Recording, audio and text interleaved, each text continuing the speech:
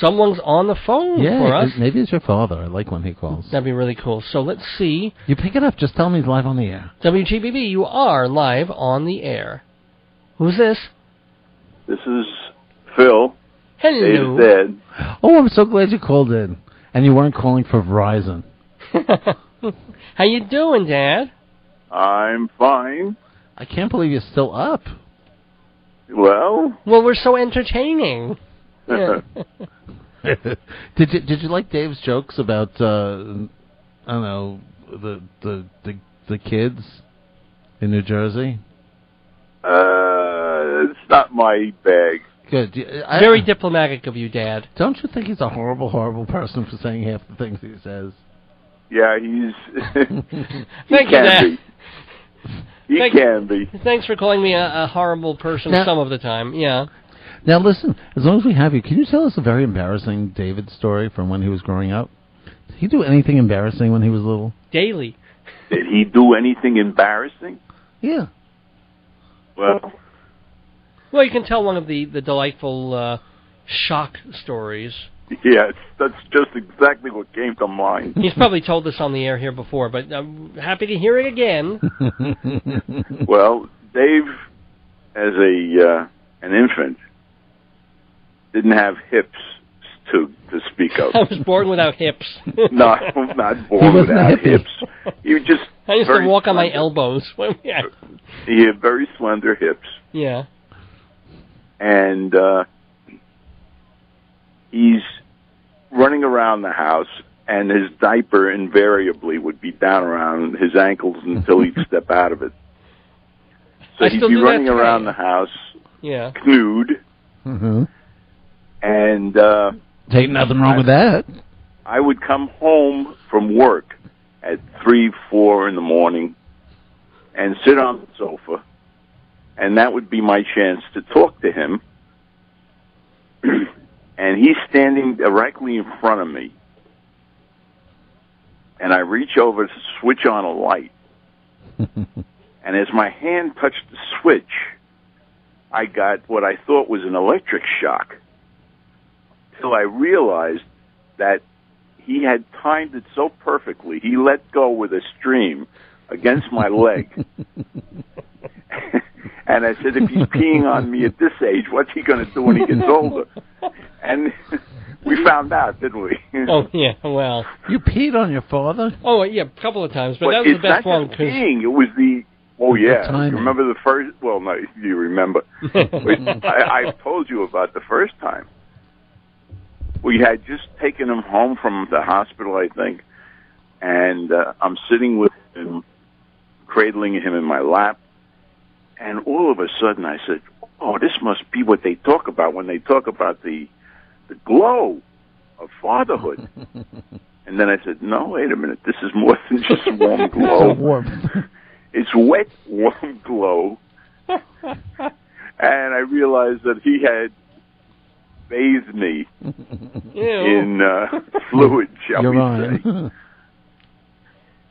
And so again, he's doing this to me at this age. What am I going to get when he's a teenager?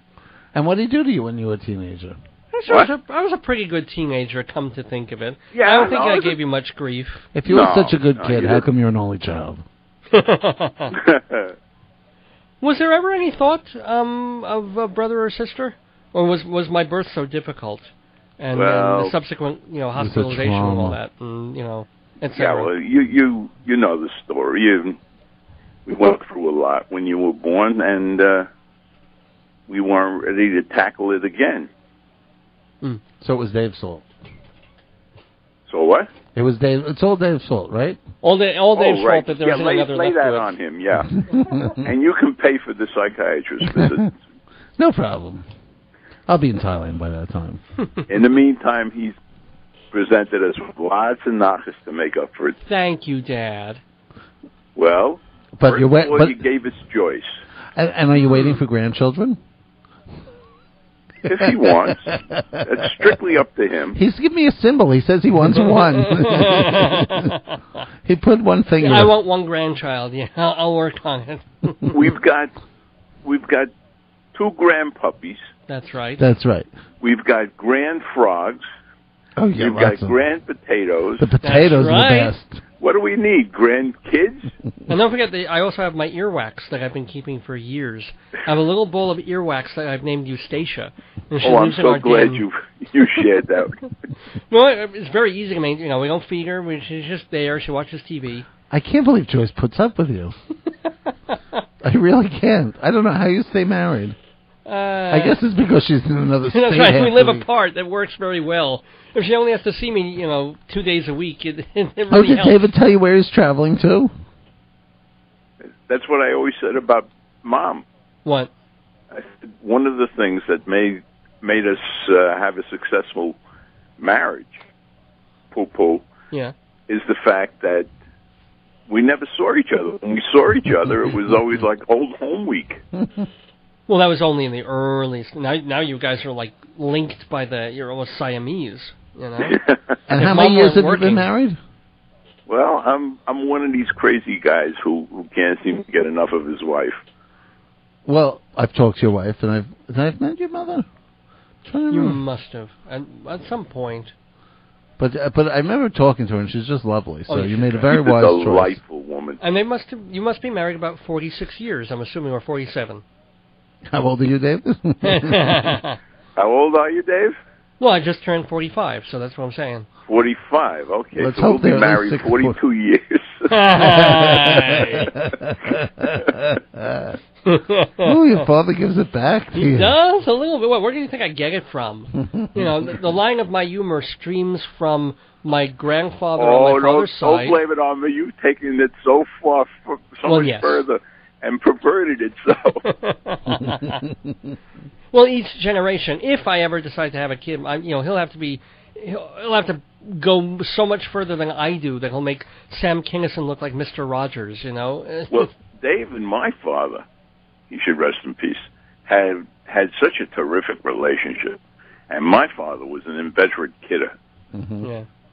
He had a terrific sense of humor. And that's where Dave didn't get it from.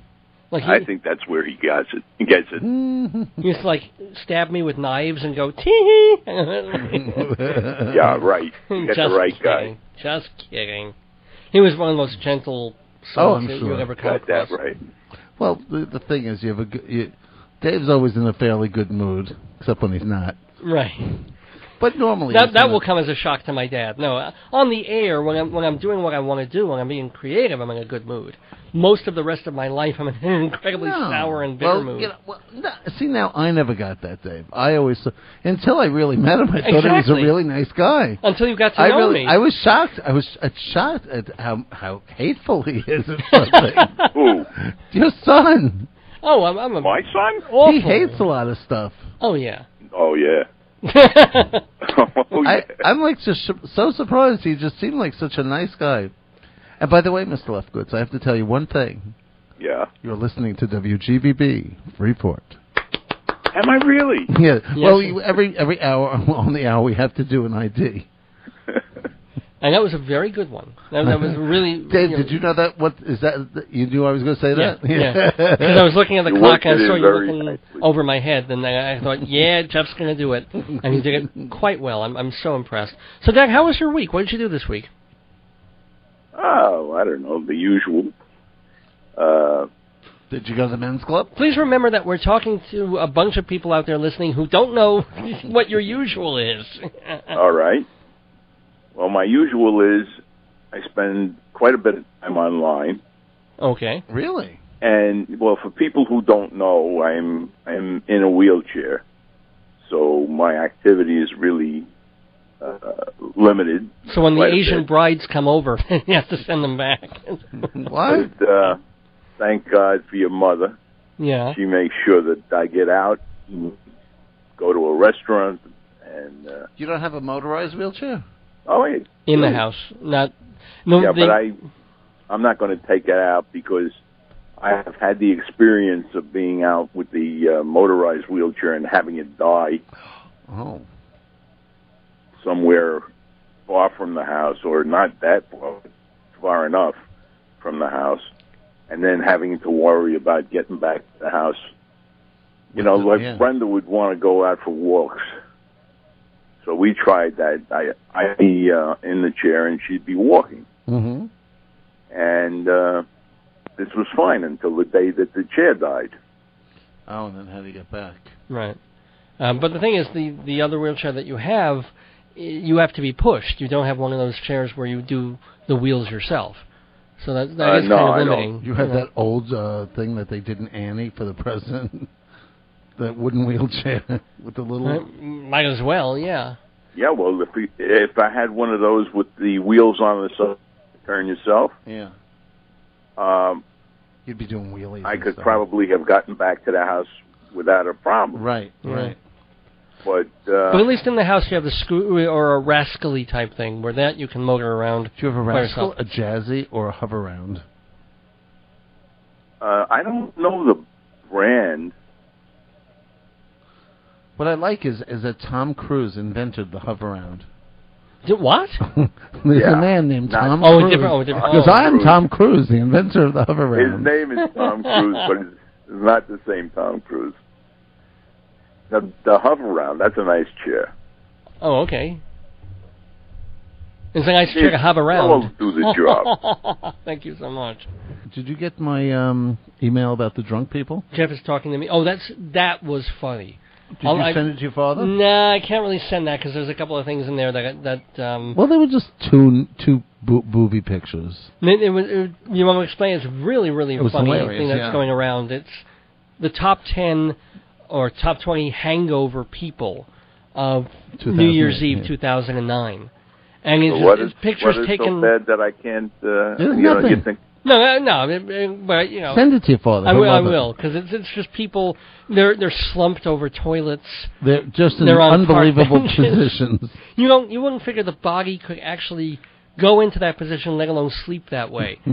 I mean, the guy he just fell off the bicycle, and he just slept there. Like 1 minute he's on a bicycle, one minute like he's just sleeping on the bicycle. And another one I like is in the street, and he has a wet spot near his mouth and a wet spot near his groin. Because they're just so incredibly drunk that they pass out. And the winner, we can't even explain to you. Well, the winner is the funniest photo I've ever seen.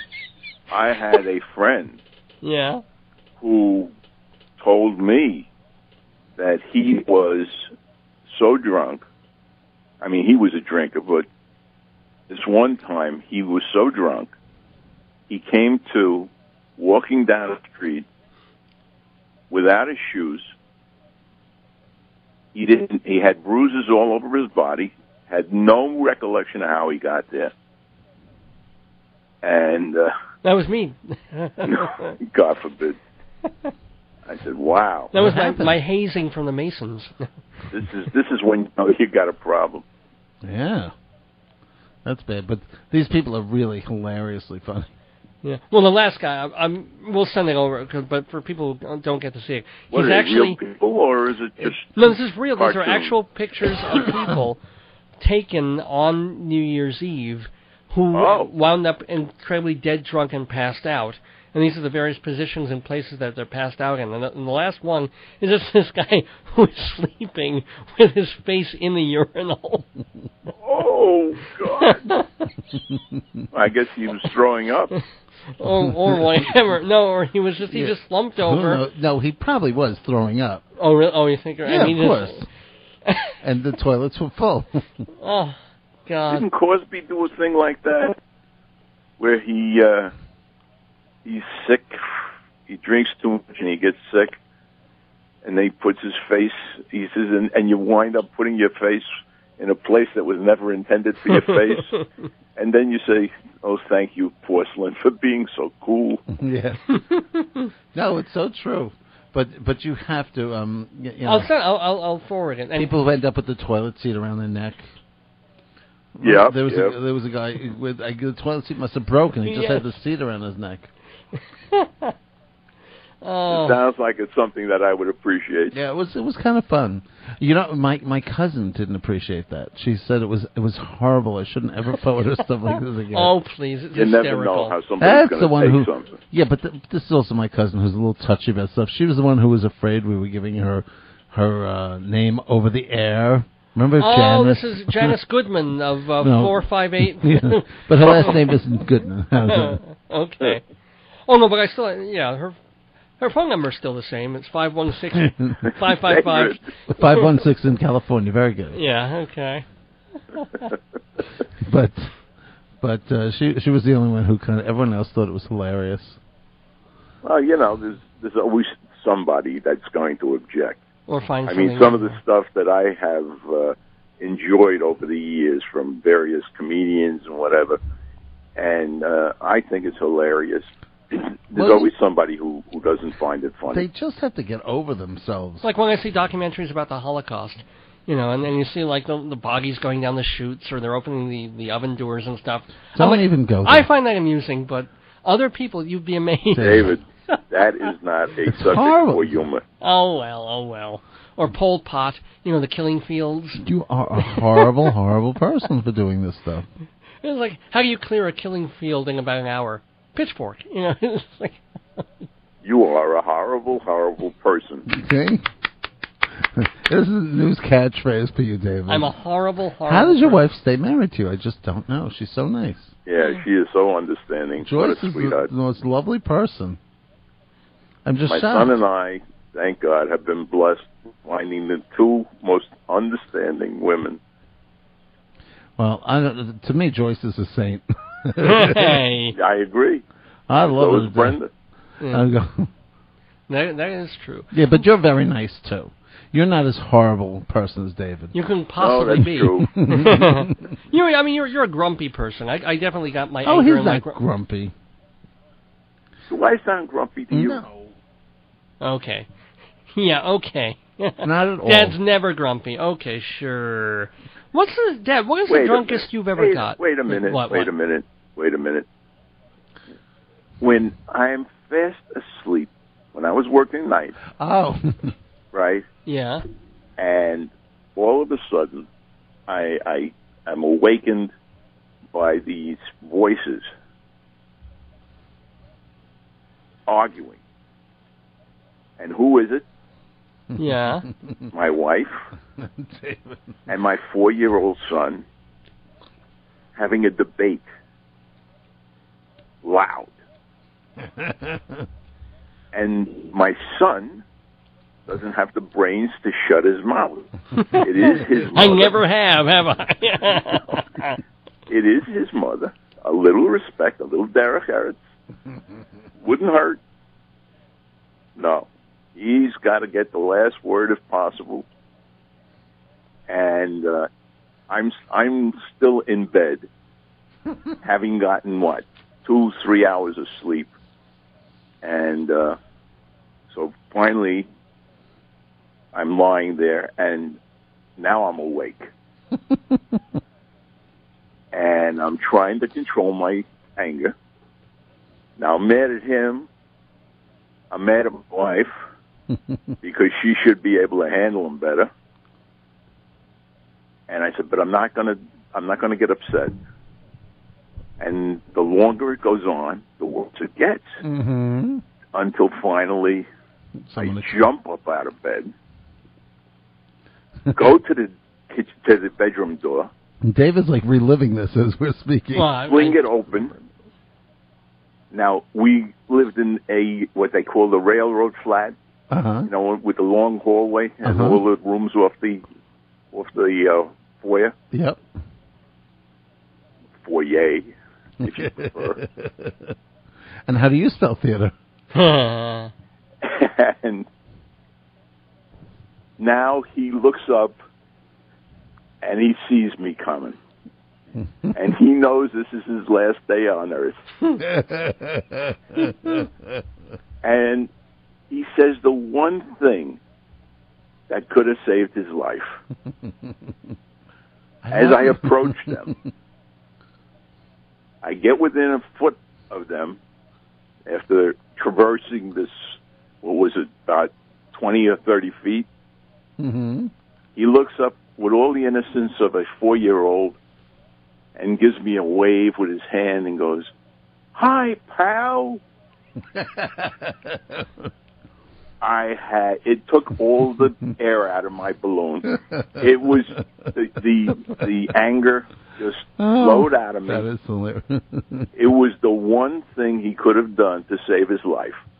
I have a great instinct for self-preservation on certain levels. That's what I attributed it to. And I went over to him, and I gave him a light pat on puss. And I said, don't talk back to your mother like that. I grabbed her by the hand, and the two of us went back into the bedroom, closed the door, and I fell apart. We were hysterical. Hi, pal. Here's this little picture of this little 4-year-old. I've never forgotten it. I know. I can just see that too. That's the weird part. Yeah, if you picture it, you can realize it's how hilarious. ridiculous the whole thing is. Yeah. Oh my God, David, you're a very lucky man. Oh yeah. Oh, he would have killed me. He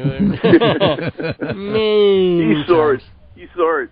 He saw the snorting, the fire in the eyes,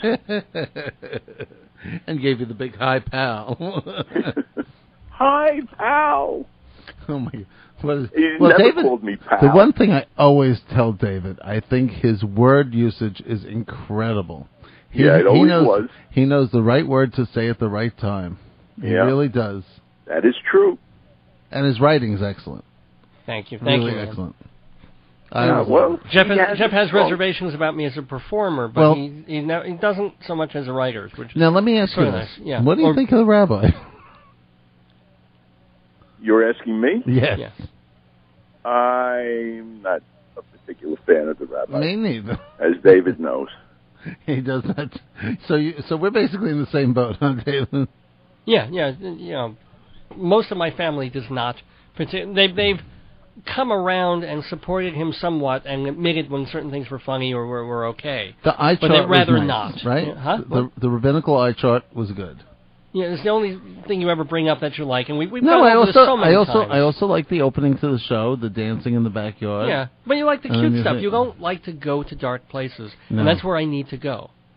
You know, that's what I do. I know. Now, most of the show is not particularly dark. I know. You know, I planned it to be a lot darker and a lot sicker, but I like the character. I want to make him more likable than he was ever intended to be. He was supposed to be really kind of angry all the time and dark and you know, full of invective. How many rabbis do you know like that? How many rabbis How long do you think they would continue as a rabbi? Most rabbis are boring.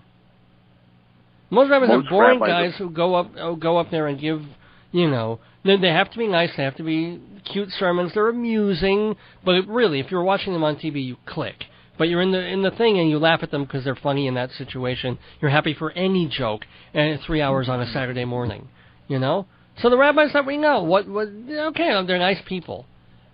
Very few rabbis have I found particularly inspiring or inspired or brilliant. Did you like my rabbi? Schneerson? What was so great about Menachem Schneerson? He was cute.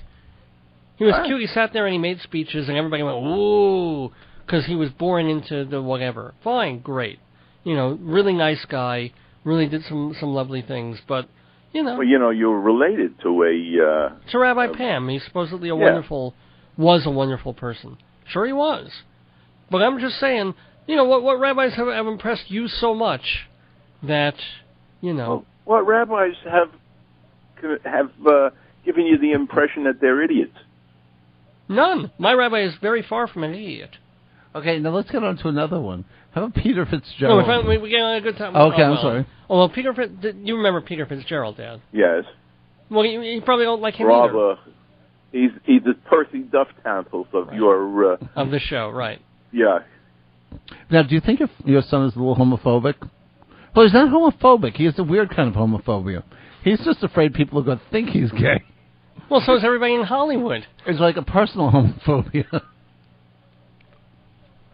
Well, I don't like if you're making fun of rabbis or gay people or whatever. Right. Who can you make fun of then? Yourself. Why do you have to make fun of anybody? Because that's what you do. That's what comedy is. That's what it's making fun. But listen to Jay Leno. when he opens his show. Does he make fun of people? Yes. Well, you can make fun of people, but you don't make fun of them by doing a stereotype, especially if you're not that.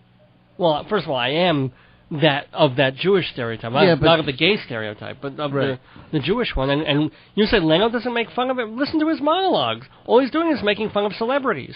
Then go and watch him do the one thing that I find mean is jaywalking. And what is that? He goes out and he finds people to answer questions wrong and make them look foolish. That's all Jay Leno does, is poke fun at people, sometimes very directly. And David, on the other channel? David Letterman? Less so. Letterman. David Letterman's more self-effacing. Yeah, he's more cynical. He has a sort of a weirder, darker strain of humor. But all the comedian monologues are about poking fun at the politicians and making fun of celebrities. Making fun of situations. Well, politicians are fair play. Oh, why? Fair game, I mean.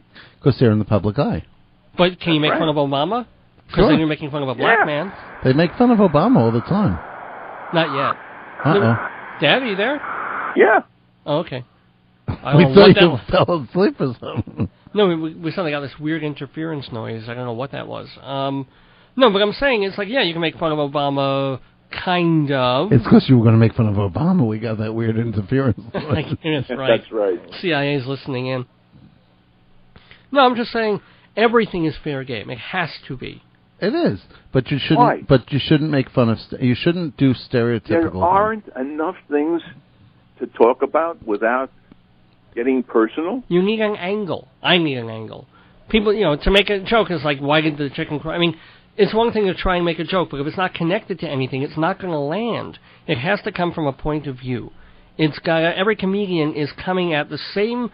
There's only probably 20 punchlines for real in all existence. All jokes are sort of constructed in the same couple of ways.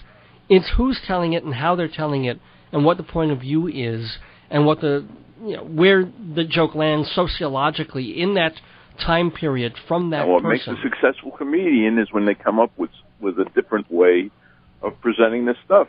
Right. I love Rita Rudner. Rita Rudner's funny. She has cute you stuff. Bet. She's making fun of the Jappy type, married. Yeah. Who is this? Rita Rudner. Oh, I can get you tickets for her in Las Vegas.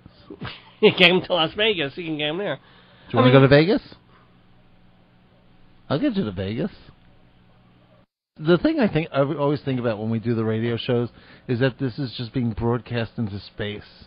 So somewhere there's a space alien who's hearing this, like in the future, like 20 years from now. Right. And you could say really weird stuff like, call people and say, is your refrigerator running? Catch it. But also now that everything's kind of recorded and preserved on some level, I mean, everything you say may have a life 30, 40 years from now. Will this be archived in Dave's Gone By? Well, I'm going to chop this down into like a double episode. I'm not going to run all 3 hours or whatever it is, but probably about 2 to 2.5 hours of it. Sure, why not? That's the fun of it. Mm-hmm.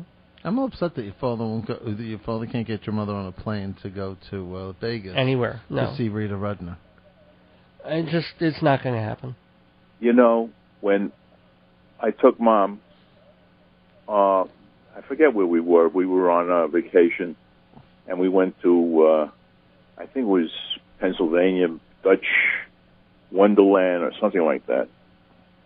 And we were on a ride, and it was like a train on a track. Mm-hmm.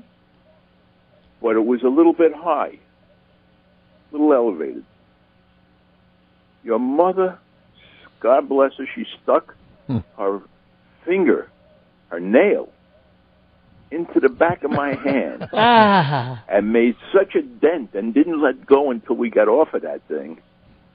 I learned my lesson. You keep her with both feet firmly planted on the ground. Bada bing, you got it. That's the old Jewish expression, bada bing. Well, before they kiss you on both cheeks and say sayonara. Well, yeah, no, that's something else entirely. Well, Dad, I wish you a great week, and I wish you all the best, and much love to you and to Mom, of course. The same to you and my dear Joyce. Yeah. We all love Joyce. She's great. Yes. I just saw her this weekend. I could not. What a sweetheart. Wait, so you didn't? Did you tell your father where you're off to? Well, I did. I don't know if Dad recalls, but we are actually going. My wife and I are flying to North Dakota. At the beginning of next Not week. just North Dakota, Fargo, North Dakota. Which and let's tell everybody this, since every time I tell this to people, and they say Fargo, and it's like, oh, like the movie, and I say yes, like the movie, except most of the movie Fargo was shot in Minnesota. So there you go, because the Coen brothers are from Minnesota, and it's right next door. But yeah, no, my wife is. Well, you know why they picked Fargo? It is the absolute coldest place in America. And no, it couldn't be. Yes, it has been known to have the lowest temperature in America. Now, how can you have a lower temperature than things that are north of it? Well, not like Alaska, but... Or even in North Dakota. There's stuff above Fargo. Not much. Well, no big city. Maybe it's the coldest city in America. I don't even know if Fargo's a city. Yeah, what else could it be? It could be a main street with a couple of houses on it. Oh. What is that? I don't know. Don't press those buttons. See, we're already getting spam from French's Mustard. I don't know what that is. I'm taking that as a hint to get off. Well, Dad, love you, love you, love you. And in reverse. You know what that was? Your mother on the extension. So remember, Dad, we won't be doing a Dave's Gone By next week because I'll be out of town. Although we have our dogs protecting our house, and we'll have people staying there, so any criminals listening don't think of doing anything. But what's there to rob in your house except potatoes? Yeah, that's true. That's right. I've got nothing of value in there. Come to think of it. Whoa. If the potatoes hear you say that, you're going to have a lot of explaining to do. You know, you're right. I apologize. I take this moment to publicly apologize. I love those potatoes. Aren't they adorable? I just can't get over the story of the potatoes. One of these days, not now, but we'll have to do the story of the potatoes. I think your father and I feel the exact same way about you and your jokes. Yeah, probably. We love you to death, but I just can't stand some of your humor sometimes. But I wouldn't be me if I weren't making those jokes. I know. So it's it's part of the whole package. And if you've seen my package, you know how impressive that can be. Been there, seen it, not impressed. Ew.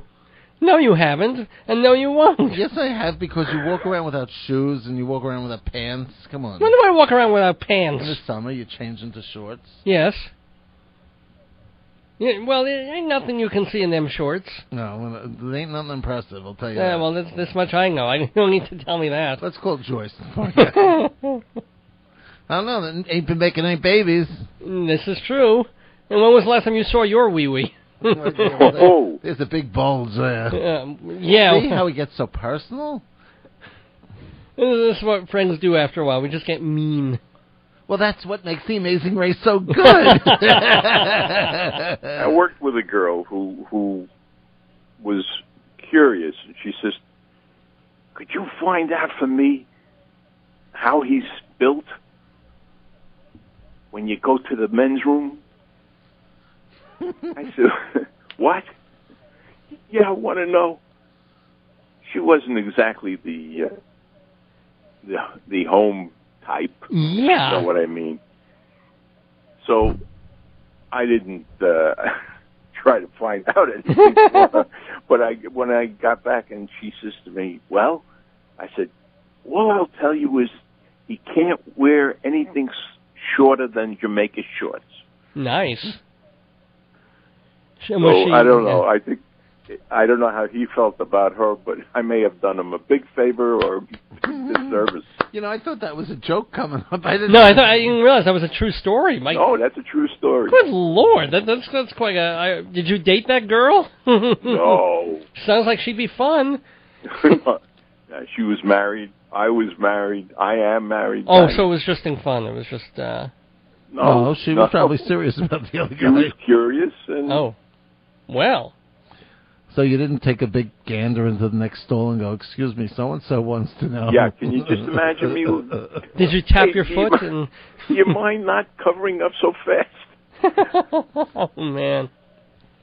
Well, what's the old Richard? I mean, Richard Pryor didn't write the joke, but he's probably most famous for telling it of two black guys going fishing and trying to impress each other, and so they have to pee, and they're right over the bridge.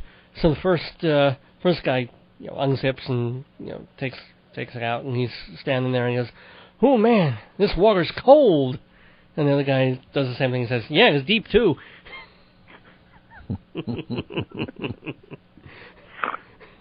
Well, Richard told it better, But no, that was fun. Sure. That was the gist of the joke, yeah. Oh. Well, anywho. Now that we're into the into the core of Gospel Hour. That's how black penis jokes. Where are they? Sometimes they just don't show up. I'm just so overtired. Yeah, I know, but didn't you say they're coming at 3? Sometimes they do. Sometimes if the first shift person doesn't get there, there's someone does a shift at 3 o'clock. Because she works at Hofstra later. Okay, it's a couple minutes after 2. Yes, it is, ladies and gentlemen. Thank you. So let's. Well, first of all, thank you, Dad, once more, and thanks so much for being a great guest and for being my dad. And you've got a birthday coming up. We'll kind of keep this as your birthday thing. When is your birthday? Fair enough. February 23rd. Dad will be 71. Is it? No, what is it? 72. 72. Ooh. You go, Dad. Big number.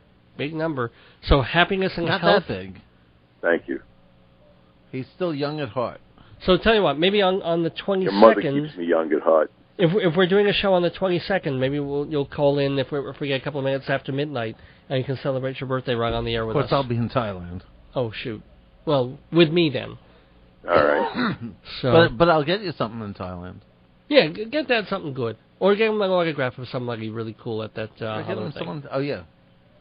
So, love you, Dad. Love you very much. Same here. Have a great week. And give my love to Joyce and the boys and yes. the potatoes. Thank you, yes. And the frogs. And the earwax, yes. And the earwax. Aren't we sorry we know that story? That's like the potatoes are okay. The dogs are fine. Earwax, not so happy about knowing. I guess I shouldn't mention the poop, huh? No, just kidding.